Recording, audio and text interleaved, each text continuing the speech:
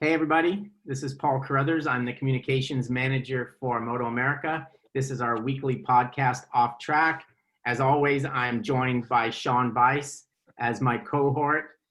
Today we have a cool guest that we haven't talked to in a while. It's always fun to reunite with somebody that you haven't spoken with or seen for a bit. But Jake Lewis is going to be with us today, Sean, and I'm pumped that he's got another opportunity to come back to the MotoAmerica paddock. I think it's going to be a nice fit for him. I think he knows the bike well, obviously, and I think he'll jump right back in and be a factor in that championship. Yeah, it's funny. We talked to him, in a video version of our podcast last year, and I think it was when he was at Road America for the first round. And boy, a lot transpired since then, of course. But it's funny. Back then, he was talking about the woods riding that he has been doing. I know he's continued with that stuff too. But the cool thing about now is, remember when we had him on back then? It was in the middle of the summer when he had to mow that gigantic lawn that he had. He's probably happy that it's winter time now, and in winter in Kentucky they don't get a ton of snow, but he probably doesn't have to mow the lawn too much this time of year. So yeah, Jake Lewis's lawn probably dies a bit, but. It was funny because I was looking at some stuff and you and I chatted a little bit before, and we'll bring Jake on in a second. But you know what? I'd almost forgotten that he showed up at pit race and rode the HSBK Ducati for PJ Jacobsen, who was injured from his Road America crash. And I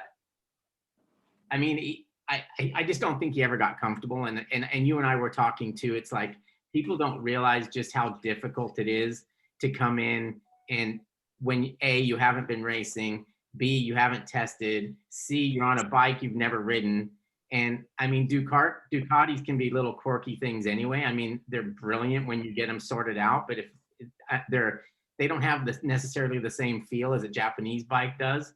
Right. When you first get on them, they can be a little uncomfortable until you get it sorted out. So he faced some big challenges there. And then he'd also, as you mentioned, rode the BMW, Scheibe's BMW at Road America.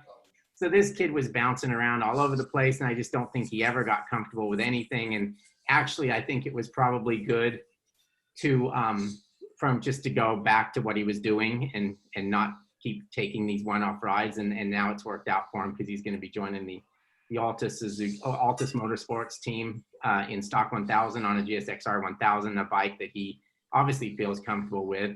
So why don't we bring Jake in? And Jake, it's nice to have you back, and we're pumped that you're going to be part of MotoAmerica again. Yeah, guys, thanks for having me on. I'm really excited for this year. Obviously 2020 was a bit crazy for everybody, and like you guys were saying, the one-off rides were definitely tough, so it's nice to come into this year with a good opportunity on a good team, a good bike, and going to be able to do the full season and hopefully be running at the front again. Yeah, Jake, and I gotta give full disclosure here. So shortly before we went on the podcast, sometimes I get cocky. It's like, oh man, I know all about these riders. And I completely forgot you raced that Ducati at Pittsburgh. And it was more recent. I remember when we talked to you, at Road America, and then it all came back to me in a vision. I suddenly remember that I had talked to you and you were looking forward to riding a Ducati that you had never done before. But you're going to be, and already are because of my short-term memory, you're already an answer to a trivia question, which MotoAmerica rider rode two completely different Superbikes in the same year. I mean, that's pretty incredible that you did that. Yeah, not many people, I guess, knew I did that. You don't get much TV time running in the back. So that was a tough weekend. I got the call, I think on Wednesday it was, from Bobby at HSBK asking me what I was into, and cut death date. So I went home after that, packed my bags, and was at Pittsburgh on Thursday and filling in for, PJ on the Ducati. And honestly, that was a super tough weekend for me, because first of all, I never rode a Ducati. It had been 6 months or so since I really raced competitively, and the Ducati was just so small, and it was so difficult for me to ride. I was just mainly pumped because Pittsburgh, was one of my favorite tracks, and I thought I was going to be able to do a little better than I did. So that was a little bit disappointing, but it was a fun weekend. At least I got to spend some laps and be in the paddock, but definitely was a tough weekend. I mean, I remember walking down pit lane when you first got off the bike and we're, getting back on and they make some changes and stuff. I mean, I just saw in your face like how uncomfortable you were. And I was actually like, man, this cannot be fun. Because it's just honestly, it's too much to ask of somebody. Yeah, for sure. And then obviously when I go out there, and like I said, I hadn't rode a road race bike in a while. So just the speed of things and the way your brain has to process going fast, it took me a little bit of time to get up to speed. And then once I was kind of up to speed, I was just kind of stuck at a certain pace and really wasn't comfortable on the bike at all, and was struggling with a few things. So it made it tough, and then especially in the races, the bike was super hard to get off the line. So, I mean, two rows even behind me were past me going into turn one. So it made for some long races, and it was a tough weekend. But, I'm really happy to be back on the Suzuki. I just got done with a test at Eagles Canyon in Texas this past weekend, and feels like I'm back at home. The Suzuki fits me really well, and it's a comfortable and easy bike for me to ride. It must be nice knowing what you're doing, and it's it's not the week before the first race, and you know what you're doing. Like you said, you've ridden the bike. You're familiar a little bit with the team, I would imagine, and obviously the team has shown that they're a good team because of the results they got with Cameron Peterson last year winning that championship. So, I mean, now you can literally have an off season to focus on what you're going to be doing and knowing what it is that you're going to be doing. I mean, that's got to be a great feeling.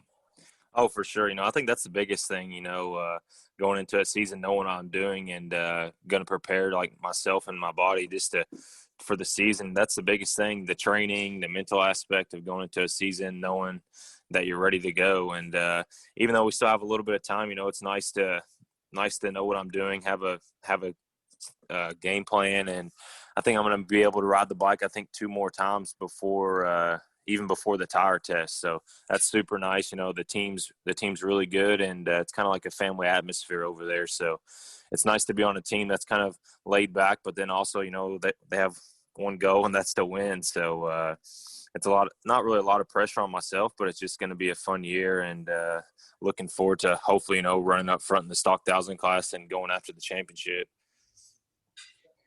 It's funny, Jake, when we got the photos of you, doing a test last weekend or last week, whenever it was, I of course saw the garage and was like, wow, where the heck is he? And I was thinking Chuck Walla. I wasn't really sure. I actually called Jeanette Nassani, and I felt bad because she's got a pretty bad cold, definitely not COVID, she told me, but it didn't sound like her. And she was laboring to even, get the words out because she didn't really have much of a voice, but she gave me the info on Eagles Canyon Raceway, and I looked it up, and I had no idea about the place. And, we talked a little bit about their son, Jarrett Nassani, who's racing in Supersport, and Hayden Bickniece, who's the new Junior Cup kid this week. So, or this year, this season, I should say. And the photo showed the 3 of you guys in the garage together. So, tell us about that test, and you had a garage there. I mean, I don't know anything about that track. Is it decent? Yeah, first of all, I didn't know anything about the track at all either. I grew up racing down in Texas in the CMRA classes for like 2 or 3 years, and that was a track that wasn't on the schedule back then. So I think it's still like 10 years old, but it's freshly repaved, and it's actually a super fun track and good for testing. It had some 5th gear straightaway, some hard braking, some technical stuff off cambered. So it was actually a really fun track. Although the weather wasn't the best for us, it was pretty chilly and really windy out there, but it was good to spend some laps and meet the team, the mechanics, all of that stuff. But the facility, the garages were actually super nice. So I'm glad I went down there and was able to, we still got in quite a few laps because we were down there for 2 days. So it was good just to kind of get the base set up and, the position on the bike and learn a few things before we ride the next time. That's great. Is the bike, is it literally Cam Peterson's old bike now? It's a known fact that Team Hammer builds those bikes for Altus, and of course they do a lot with him during the season and everything. I know the bike was developed with, if that's the same bike, with Cam. And so is it Cam's old bike, and are you riding Cam's old bike this year, or is it a different bike? No, it's actually the exact same bike as Cam finished on at Laguna. So I don't think they had touched one thing on the bike since Laguna. And it was nice to hop on the bike, because the last time Cam was on the bike, I mean, he pretty much dominated the Superstock Championship. And we know it's a good package, a good team. So it was funny, after the first day, or after I posted the picture that I was riding, Cam wrote me on Instagram, was like, "How did I do with the setup, bro?" And I was like, "Oh, it's really good. I haven't changed anything." So it's an exciting start. It's a good package and a good starting point for myself. So Jake, give us a little bit of setup insight here. I think I remember from talking to you in the past that generally, because of your height, you have to usually move the foot pegs down a little bit. What did you have to change on that bike? I mean, Cam Peterson's not super tall. He's also not super short either. He's kind of a regular sized guy. So did you have to move the foot pegs? Yeah, for sure. That's one of the first things that I always move on a bike is the foot pegs, and then the handlebars. But I was surprised, he ran his handlebars out pretty wide, kind of like I do. So you have a lot of leverage and room to move around on the bike. So the main thing I just moved was the foot pegs, and then a little bit with the seat position. They said he kept going lower and lower with his seat, so we kind of raised that up for myself so my knees and legs weren't so crunched up, and I could move side to side on the bike a little quicker as well. So it was good to get those 2 days, kind of by ourselves. It was a private track, so no spectators, no one out there in your way, and just kind of focused on myself for riding and what we need to work on as the team and what we need to change for the next test. So it was nice to kind of get some info and be with Eric Gray, who's going to be the crew chief for the team for the year.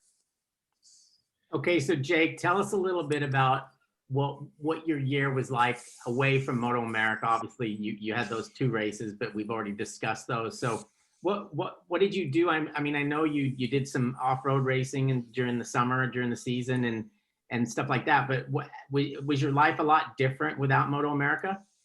Yeah, honestly, man, it was really tough because I'd rode motorcycles, since I was 4 years old. So and I've been in the paddock since I was 16. So kind of taking the realization and not knowing what the future held for me, it was tough taking the year away from racing. It's like, what do I do now with my life? Luckily I had a few good years there with Yoshimura and then M4 as well. So I'd saved up, a little bit of money, so I wasn't rushing to get a job.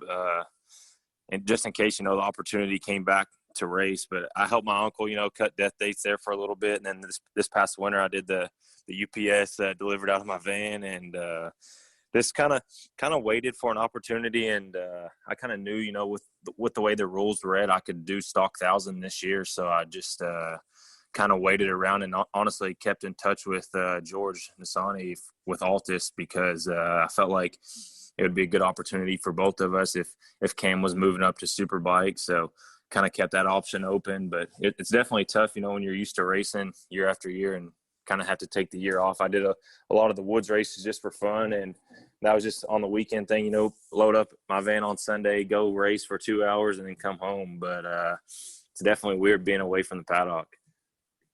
Okay, talk to me a little bit about this UPS thing, because I initially thought that was you just joking around. So you actually worked for UPS and you delivered stuff in your van. Yeah, so they have like personal vehicle drivers, through it's called peak season for them. So I actually started, I think it was the week before Thanksgiving, and worked there for 3 months, just kind of helping out through the holidays. I mean, sometimes I would have 100 stops a day in my van. So a full, 9 to 5, a full 8-hour day delivering out of the van. And it was funny because Kyle Wyman actually called me and asked, "Hey, what the heck you doing that?" Because, Amazon have delivery people as well. So it was fun to do. And this kind of, UPS is a good job around here. So I liked working there, and they liked me. And I'm actually stayed on after, I'm doing like the afternoon sort now. So when the semis come in the afternoon, I have to unload them. So I'm still having a job even though I'm going to be racing. All right, I'm only asking this for a friend, not for myself. But and you don't have to give me an exact amount or anything. But do they pay pretty well? Yeah, that's the thing. That's why I wanted to do it, man. It's like it was good good pay. It was like I think it was 21 an hour plus the mileage, and sometimes I would do 200 miles a day, even though I was driving my own van. It ended up adding up pretty good, and that's why I kind of wanted to do it. I kind of had some freedom and could be on the phone, working up deals and stuff with George and everything. So it was a fun job and not like too much manual labor.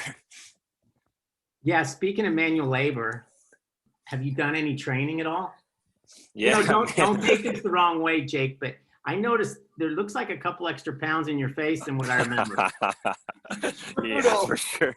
No, that's the thing. I'm not gonna lie. You know how I am.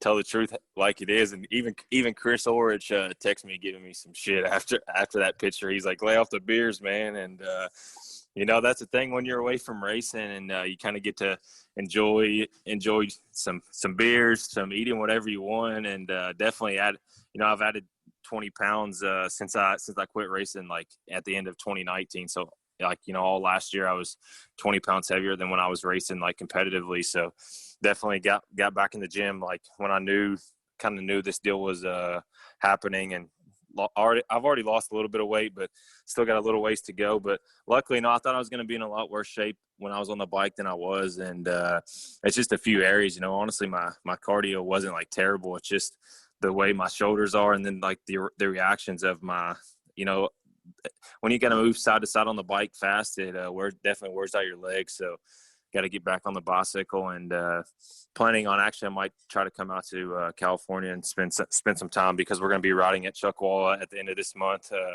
for the CVMA race, and might spend some time out there riding my bicycle to get in a little bit better shape before the season starts. But luckily, I think we don't race until the end of April, so got to get that baby fat off my face. Well, if you come out here, I'll happily drag you through back like I used to. And also, I want to tell you something. Like, you always hit rock bottom with stuff. And I'm thinking if Chris Orich is giving you shit about your weight, you might have hit rock bottom. Nah, man, I wanted to text Chris back so bad, because I told him I'm going to work on it for sure. But when I rode for the team, like obviously he was retired. It's like, man, you had no room to be talking. Those first 2 years of retirement, he gained that weight too. So. Oh, yeah. Josh Hayes was brutal with him after he retired. Just would rip him all the time about that. So, yeah, it's nothing for me, now that I have some motivation, and I'm kind of expected to win by the team, or at least, fight at the front. So it's nice to get motivated for something and get back to training like I used to, for sure. Yeah. And, Jake, it really proves the motivation that you riders have. You guys are almost not your normal selves when you're riding.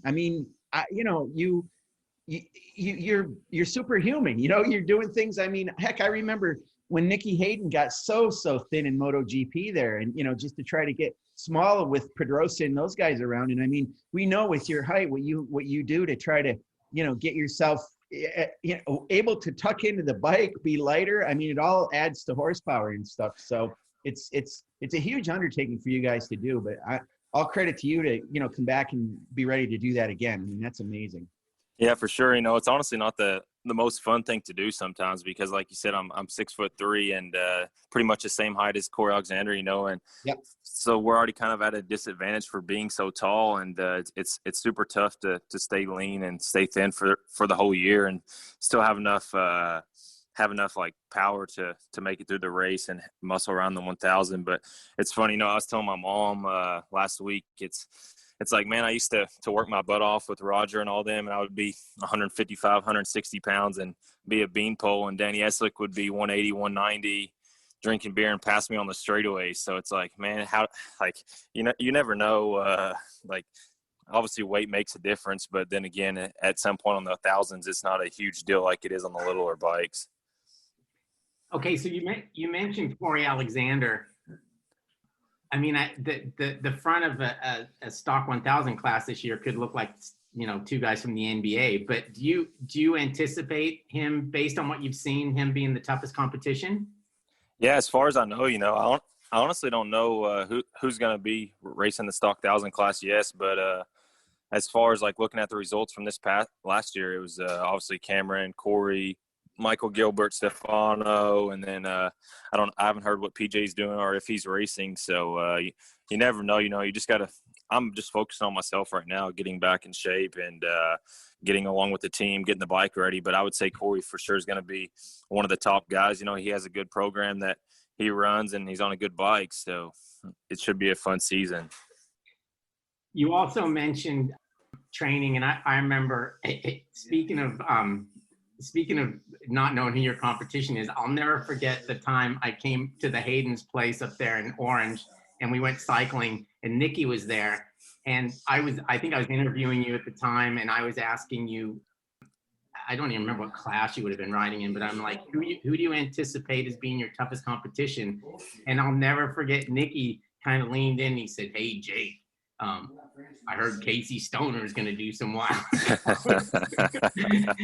And I thought that was classic Nikki, that he would just be giving you shit like that. But yeah, so you don't have Casey Stoner to worry about, but I guess there's going to be plenty of other guys. You're going to do Superbike Cup as well, right?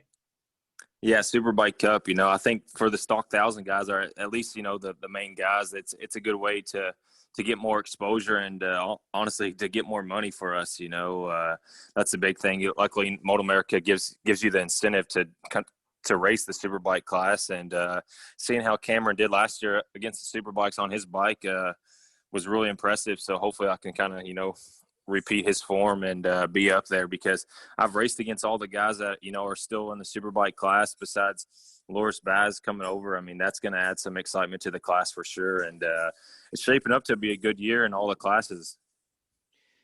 Jake, so since you're on Cam Peterson's old bike, which is a hammer built bike, and, you know, I don't know what they're planning for the year with you, whether you're going to continue to have that bike or not, but your most recent before this stint on a Suzuki was a Team Hammer built actual Superbike, which I know we've talked about it before. That bike was a little bit different than the Yosh bike at the time. It wasn't like a full-on factory Suzuki, which I think the bikes that they used last year with Bobby Fong and Tony and who the riders are going to have this year, you know, is a little bit more of a super bike than probably you had when you were riding a super bike for M4. But you know, it's been a little while, but is there some familiarity there? I mean, you know, and there's obviously some knowledge you have not only in setup, but you have a lot of laps on a Suzuki. So that's clearly going to help you, I would think, right?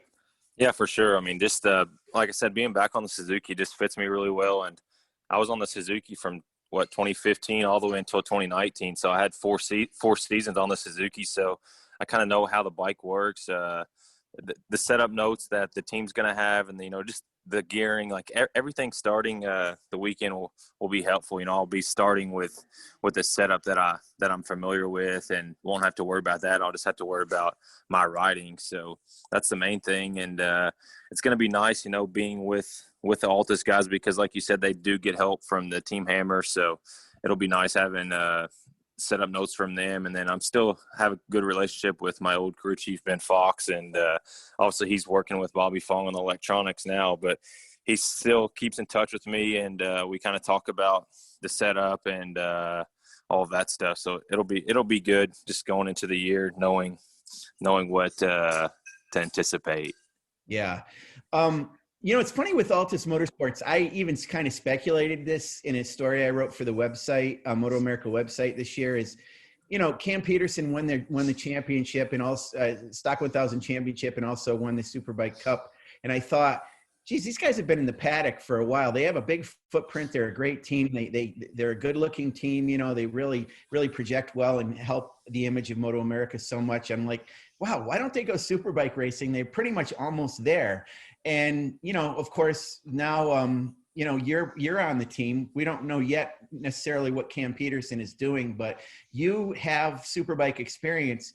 And I know it's year to year with you guys and teams, but I almost wonder if I mean, if it turns out that you win the championship and get the Superbike Cup points, or even if you don't, but you're right up there at the pointy end, you know, it seems like it's a natural progression for that team to eventually someday race a Superbike. It's forks, you know, triple clamps, swing arm. I understand it's super expensive. I don't mean to minimize it too much, but you know, it seems like a natural progression, certainly for you who has done it before. Has there been any conversation about that with them, or is that just something, you know, you're looking at this year and see what happens? Not for myself, you know. I think that's kind of whatever the team decides to do. But for me, it's just focusing on the Stock 1000, the Superbike Cup, because obviously that's their goal right now, is to try to go back-to-back championships, and that's why they hired me. So that's our goal for this year. And I know they did last year. You know, I think obviously MotoAmerica wants them to be a premier Superbike team as well. But like you said, I mean, obviously the swing arm, the triple clamps, the forks, the brakes, the electronics, I mean, all of that's a lot of money, and just having the sponsorship and backing to run a good competitive Superbike program is a lot of money. So that's the main thing, you know. Obviously money makes the world go round, and to run a Superbike program is really expensive, and just the personnel to do it as well, you know, because when you start getting all of those parts and the electronics, I mean, you got to have smart guys to run that, and if you want to be running at the front. You know, it's clear that you're a fan favorite. You probably see it on our social media. We see it all the time. We saw it last year, the couple times you raced with us. And, you know, once it was announced that you were back this year, I mean, you know, people are going nuts. It's, you know, Owensboro, it's Jake, what you've done in your career over the years and stuff. So, you know, it's great to have you back involved in the series again. I mean, I just wanted to say that, but I got to tell you, a funny story. It's a UPS story, which just popped in my head back when earlier in this podcast, when you and Paul were talking about you working with UPS. So back when I used to live in New Hampshire, I had worked for an ad agency, and we had a bank as a client, and the spokesperson for the bank became this woman named Lynn Jennings, who was an Olympic distance runner from New Hampshire. And I got to know her a little bit because we were doing commercials with her and all kinds of stuff. And she told me a story. I went to her house one day, met her husband, and I found out she actually married her UPS driver. Like, she was a full-on Olympic athlete, you know, attractive woman. And basically this guy would come and deliver sneakers to her because she had a sponsorship from, I don't know, I think it was Adidas or somebody for, you know, her running shoes. So the guy was constantly coming to her house and leaving off packages. And, you know, he was a full-on, you know, what can Brown do for you UPS driver. And, you know, they met, fell in love. I don't know what was going on after he delivered the packages, but somehow they ended up getting married. I know you have a girlfriend. She may be listening on this thing right now, and I know she's probably going to be in the paddock. And I completely understand that we have people in our paddocks, some girls that also like our riders.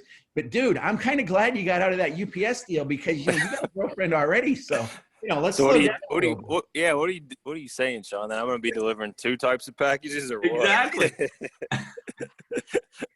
I'm saying I'm glad you're not doing that anymore. Just focus on racing, and your current girlfriend is what I'm getting. But Jake, at least one of the packages would be small. Yeah. Hey, about the size of a shoebox is good. You know what they say about tall guys, Paul. Come on. Yeah. Not big around, but boy, is it short.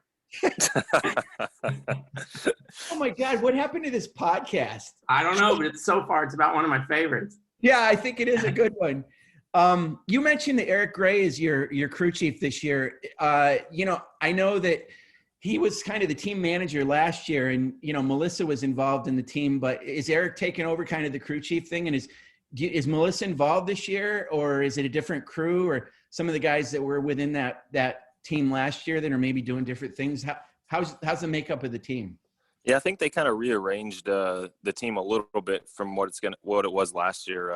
I know Cameron's mechanic, his main mechanic last year is working with the Hayden Bicknese now on the 400. So they got myself a new A mechanic. It's Jesse Davis from California. So it was nice meeting him and working with him at the test. And then also have, you know, a kind of a B mechanic, another mechanic that I haven't met yet. But then Eric's like kind of the whole team's crew chief, so he kind of does everything. The crew chief, the team manager, he kind of just makes sure everything's staying in line and everything's working smoothly. But it's a smaller team than what I was used to, but it's really like family orientated, and it's a good atmosphere. Yeah. So it's interesting with you, Jake. I mean, you've got another teammate named Hayden. You can't get away from the Haydens, can you? Yeah, I know.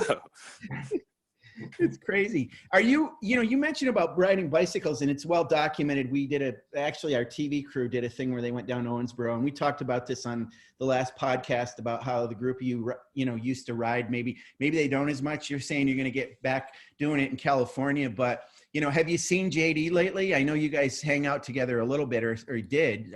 He's pretty busy too, though. Probably he's in Arizona. I don't know what's going on with him these days. Yeah, honestly, I mean, I haven't really talked to JD, and heck, it's been, I mean, I've seen, talk to him here and there, just small talk, but like not riding or anything in the past probably 4 or 5 months. It's been a while, and right now he's down in Florida with a couple of the other flat trackers. They I think rented a house down there and are training and riding, so I haven't really kept in touch with him too much, and he's going to be glad I'm racing again, because last year, even when I was not racing, he would always text me, hey, you want to cycle? Hey, you want to ride? And so it'll be good to get back with him riding. But other than that, none of the other Owensboro boys are really cycling or riding. So it's, kind of just up to myself to get myself ready and be ready for the races. Just focus on myself. It'll be nice because, when I lived back at home in Princeton, I did the same kind of program, just focus on myself, rode at my house, and that's the main thing. I have a nice track at my property now, and good country roads to ride my bicycle on. So it'll be good. And I see one of the guys there, Nick McFadden's turned into a millionaire real estate mogul. Yeah, for sure. He's actually, I'm actually proud of him. I see the work that he does, and I see how successful he's been. And it's kind of cool to see that he was able to, move on from racing and actually, have some success doing something like that. Yeah, for sure. It's really hard to, like we were talking earlier, it's hard to go from racing from the time you were 4 years old until, heck, now we're almost in our mid-20s. So it's like now you need to move on to the next phase of your life and figure out what you're going to do, because, obviously racing's not going to last forever, and you just need to have a backup plan. But I think our hearts will always be in racing no matter what. And, for myself, I was still doing some woods racing and riding a lot. And I think I'll do that, until I die. So that's great. For me, it's just kind of in my blood. All right. Well, you know what, Jake, and I speak for Sean as well. And I speak for everybody in MotoAmerica. It's going to be great having you back. I don't like the thought of you delivering packages no matter what time. I'm happy you're going to be back racing with us. You're a good guy to have in the paddock, and I know you're going to have success on that bike with that team, and you'll give those guys hell. So thanks for joining us on today's podcast. It's been a lot of fun, and it's always nice to laugh with you. So many thanks for that. Yeah, thanks for having me on, guys, and especially big thanks to the fans. Like you guys said, it was nice seeing all the good comments, and a lot of people happy to see me back in the paddock, and I'm looking forward to it. Yeah, let me just jump in here and say, yeah, thanks, Jake. We're thrilled that you're back, and it's going to be fun to talk to you and see you in the press conferences too when you're on the podium and with those wins and everything. We know it's going to happen. I just want to add that we talked about Jake and his girlfriend and all this stuff. Well, that's my segue into the fact that Valentine's Day is coming up, and I wanted to give you guys a heads up that we have a promotion coming up for Valentine's Day, because no flowers, no box of chocolates. You guys got to get tickets to our race weekends. We're going to have a sale. There's a code that you can put in. Look on our social media to see what we got going. But what more would you want to get your loved one, whether it's your girlfriend, your boyfriend, your husband, your wife, or even your kids? You got to get them these tickets at this great promotion that we've got coming up. So look for it and get ready for this race season coming up with Jake Lewis and Stock 1000 and Superbike Cup. Wow, what a salesman. Yeah, what a salesman. Yeah, that The was guy good. That's is a good smooth. line. I actually started to buy some and then realized I didn't have to because I'm going to go anyway. So I stopped the purchase. All right, you guys, thank you very much. Have a good, safe week, and we'll talk again soon, Jake. All right, thanks for having me on, guys.